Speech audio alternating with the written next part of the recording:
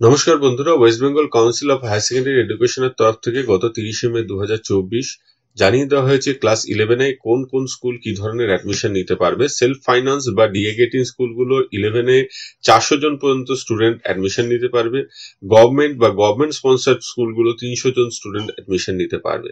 তবে বিশেষ ক্ষেত্রে ডিআই সেকেন্ডারি, লোকাল এমএলএ বা এমপির রেকমেন্ডেশনে আরো 100 জন করে স্টুডেন্ট বেশি ভর্তি নিতে পারবে।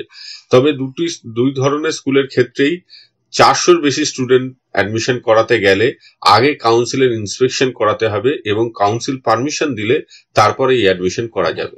তবে এই একই বিষয়ে নোটিশ কিন্তু 7ই মে 2024ও জারি হয়েছিল, অর্থাৎ একই মাসের মধ্যে দুবার নোটিশ জারি হলো। এই দুটো নোটিশের মধ্যে মূলত পার্থক্য যে জায়গাটায় রয়েছে, এই যে এক্সেস 100 পারমিশন গভর্নমেন্ট বা গভর্নমেন্ট স্পন্সর স্কুলের ক্ষেত্রে, সেইটা আগে শুধু ডিআই এর নাম ছিল, সেখানে বাদ গেছিল লোকাল এমএলএ বা এমপির কথা। সেই লোকাল এমএলএ বা এমপির রেকমেন্ডেশনটুকুই জোড়া হয়েছে, এছাড়া এই দুটো নোটিশের মধ্যে মূলত কোনো পার্থক্য নেই। তো এইটাই একটা তাৎপর্যপূর্ণ ব্যাপার, এইটুকু অংশ কিন্তু নতুন জোড়া হয়েছে এই নোটিফিকেশনে। আজকে এই পর্যন্ত। সকলে ভালো থাকবেন, সুস্থ থাকবেন, ধন্যবাদ।